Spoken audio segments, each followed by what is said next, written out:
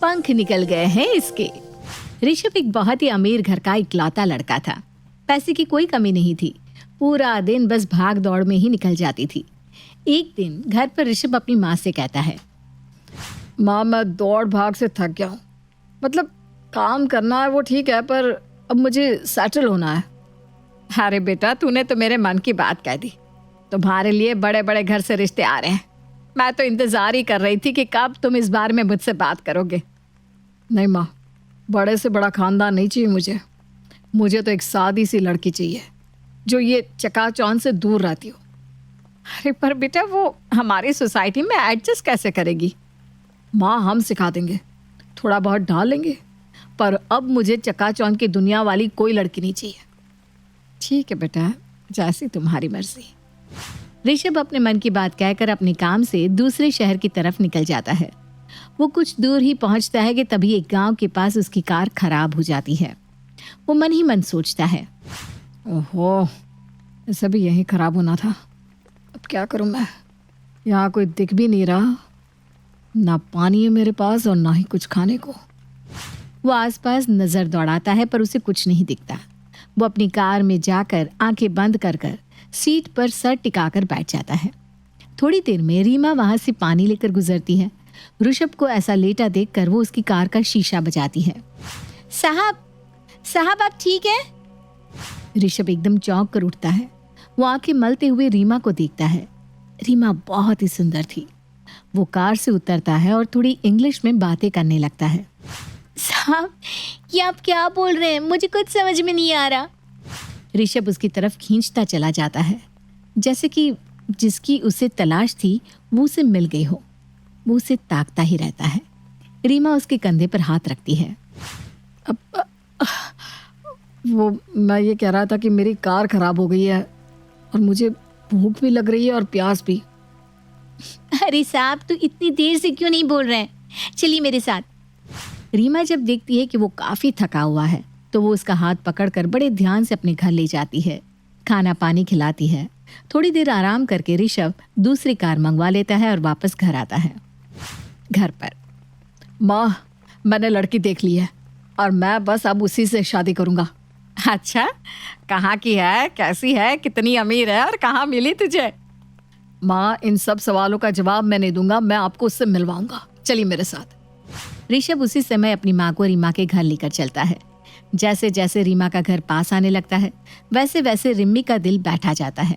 वो समझ जाती है कि उसके बेटे ने कोई गांव की लड़की पसंद कर ली है और बहुत मना करने पर भी ऋषभ रीमा से शादी कर ही लेता है।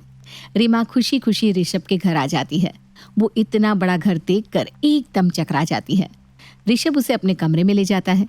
जितनी देर में वो चेंज करके आता है, रीमा अपने गांव का घाघरा चोली निकालती है और जमीन पर रनर बिछा होता है उसी पर सो जाती है।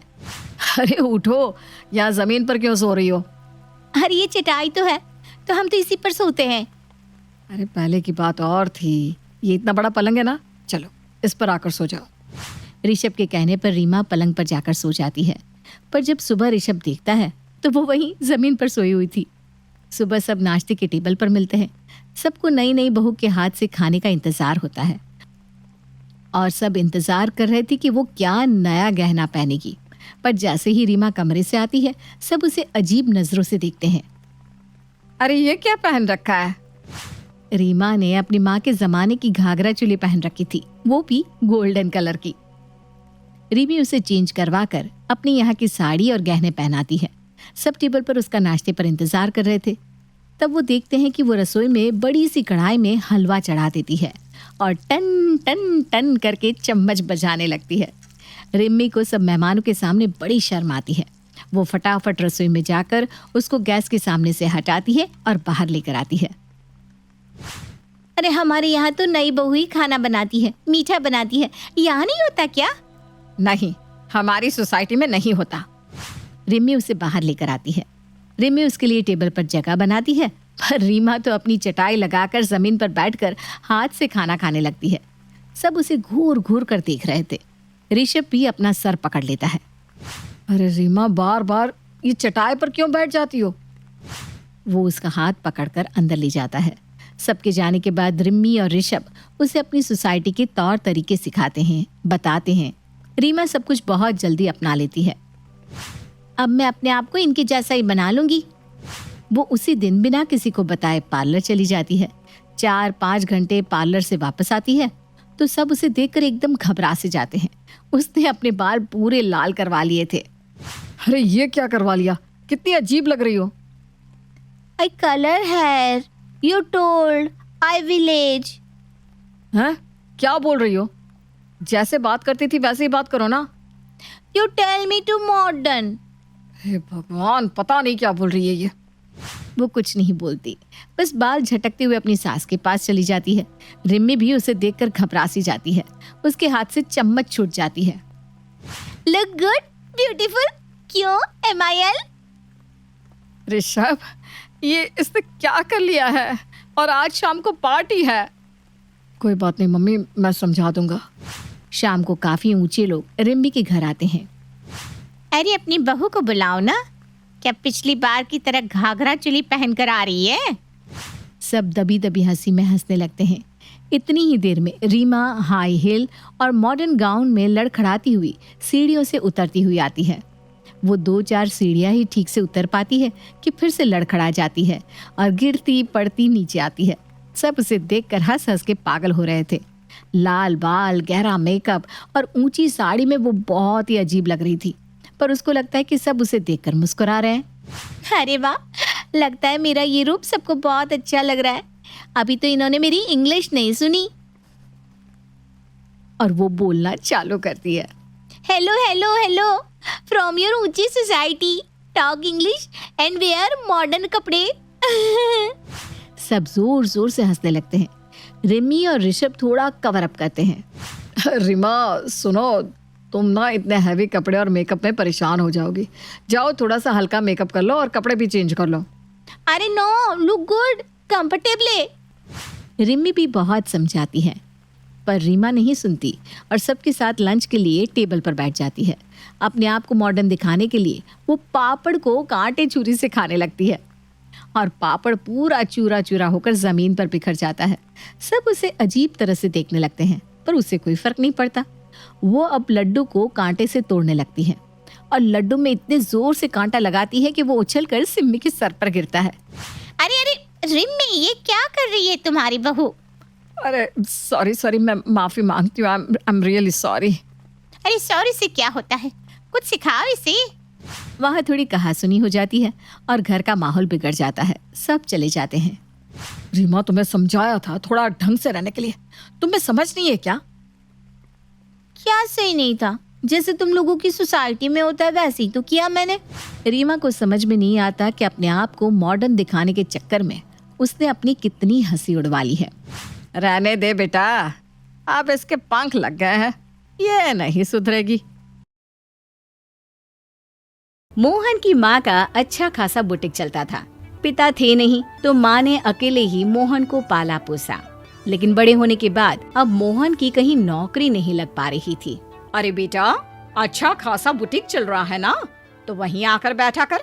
कल को शादी करने जाऊं तो क्या बोलूं, लड़का कुछ काम नहीं करता। अरे माँ, करने लगूंगा ना, फिर तेरा काम तो चल ही रहा है ना, झमाझम। माँ किसी तरह लड़की देखकर मोहन की शादी कर देती है, ये सोचकर कि जिम्मेदारी पड़ेगी तो वो काम करने लगेगा। लेकिन अपनी मोहन जी तो, हाय रे, कितने सुंदर हो तुम। फुर्सत से बनाया होगा ऊपर वाले ने तुमको, है ना?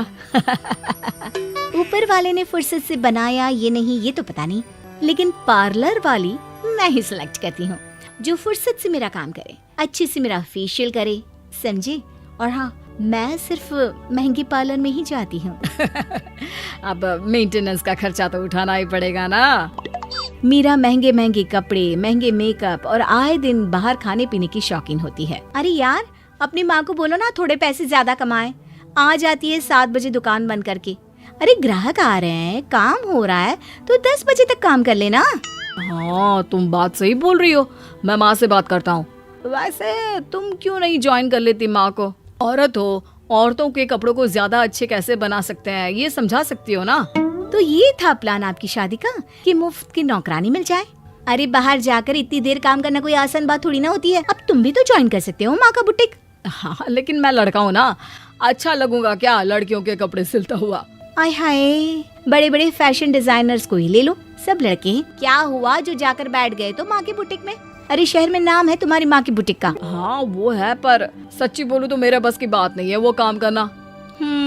आ गए ना लाइन पर। अच्छा, अपनी माँ से बोलना कि मुझे कल 10,000 रुपए चाहिए। वो क्या है ना, मुझे एक ज्वेलरी का सेट पसंद आ गया है तो लेना है। मोहन माँ के पास पैसे लेने जाता है। माँ वो 10,000 चाहिए, मीरा को कोई ज्वेलरी सेट पसंद आ गया है। अरे तेरी बीवी को पसंद आया है तो तू जाना, मुझसे क्यों मांग रहा है पैसे? कमाई करने नहीं बोलती क्या तेरी बीवी, या सिर्फ माँ से पैसे ले यही सिखाती है? मोहन को माँ की बात बुरी लग जाती है। कैसी बात कर रही हो माँ? वो तो कल ही बोल रही थी कि बड़े बड़े फैशन डिजाइनर लड़के हैं तो मैं भी आपके बुटीक में बैठा करूं। वैसे भी पूरे शहर में आपकी बुटीक का अच्छा नाम है। ठीक है, पर बेटा मेरे पास सिर्फ 2,000 बचे हैं। अभी 10,000 तेरी बीवी को पार्लर का दिया था, फिर घर का राशन, दूसरे खर्चे। इस बार तो मैंने खुद के लिए भी कुछ नहीं रखा। पर माँ मैं फिर मीरा को क्या बोलूं? मोहन डर डर कर बीवी के पास जाता है। वो क्या है ना, माँ के पास पैसे नहीं है। तुमको इस महीने 10,000 दिए थे ना माँ ने? अरे वाह जी वाह, अरे नहीं थे पालने के पैसे तो शादी क्यों कर ली? तुम्हारी माँ के खुद के खर्चे कम है, जब देखो तब मार्केट में घूमने निकल जाती है। वो तो उन्हें बुटीक का काम रहता है इसके लिए जाती है ना। अरे रहने दो, बटन और गोटा सितारा कितना लगता है पता है मुझे, रहने दो। आज मैं ही मौत से बात करती हूँ। शाम को सास घर आती है, वो थकी हारी रहती है। बहू जरा एक कप चाय तो देना। वाह माँ जी वाह, मान गई आपको। मेरे लिए आपके पास पैसे नहीं है। आपके खुद के खर्चे कितने हैं पता है? और हाँ, थोड़ा एक्स्ट्रा काम क्यों नहीं कर लेती? 7 बजे शटर गिरा देती हैं। कम से कम 10 बजे तक तो बुटीक खुला रख सकती हैं आप। तो एक काम करो, तुम खुद ही बैठ जाया करो, आया करो ना बुटीक। वैसे भी मेरे बाद तो बुटीक तुम लोगों को ही संभालना होगा। आय हाय, काम करना पड़े ऐसे दिन तो मेरे कभी ना आए। माँ जी आप बस आपस में देख लीजिए, मैं नहीं मैनेज कर पाऊंगी ये सब। सास को समझ में नहीं आता कि वो कमा भी रही है, बेटे बहू को पाल भी रही है, फिर भी बहू के ताने और दुर्व्यवहार क्यों सहन कर रही है। लेकिन करती भी क्या। अगले दिन, देख मोहन, मैंने फैसला लिया है कि मैं आज से 10 बजे तक दुकान में रहूंगी। वो क्या है ना, शायद खर्चे पूरे नहीं हो पा रहे हैं। हाँ माँ ये ठीक, यही तो मीरा भी बोल रही थी। अब माँ देखना, दुकान ज्यादा देर तक खुली रखेगी तो ज्यादा ग्राहक आएंगे। बेटे की बात सुनकर माँ को बहुत दुख होता है। अब सास देर रात घर आने लगी।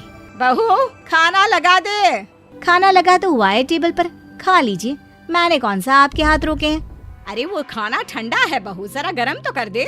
माँ जी इंसान हूँ मैं, इतनी रात में नींद आती है। खुद गर्म कर लीजिए।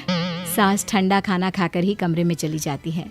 वो भगवान के आगे हाथ जोड़ती है और रोने लगती है। भगवान जी बहुत हो गया, अब सहन नहीं होता। पहले पति नहीं रहे और अब ये बहू का आतंक। अरे बेटा किसी लायक होता तो आज ये दिन देखना ना पड़ता।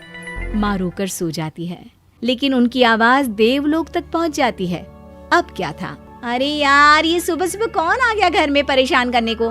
बहू जैसे ही दरवाजा खोलती है, सामने खड़ी होती है बहू की भाभी और माँ। हाँ जी ननद रानी, ये संभालो अपनी माँ, हमसे तो ना पाली जा रही है। कैसी बात कर रही हो भाभी, एक माँ आप लोगों से नहीं रखी जा रही है, ये क्या बात हुई?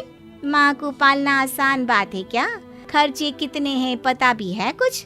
अरे कैसी बात कर रही हो बहू, अब 2 रोटी सुबह 2 शाम को तो खाऊंगी ही ना। हाँ हाँ, आपको पता है ना खाना कितना महंगा हो रहा है। तेल से लेकर अनाज तक सबकी कीमत आसमान छू रही है। हम लोग नहीं रख पाएंगे भाई, आप ही रख लो अपनी माँ को। अरे कैसी भाभी है तुम्हारी, एक माँ नहीं रखी जा रही, बस 2 वक्त का खाना ही तो खाती है। कैसा जमाना आ गया है। यहाँ देखो, मेरी माँ खाना तो छोड़ो, बहू के महंगे महंगे शौक भी पूरा कर रही है और फिर भी।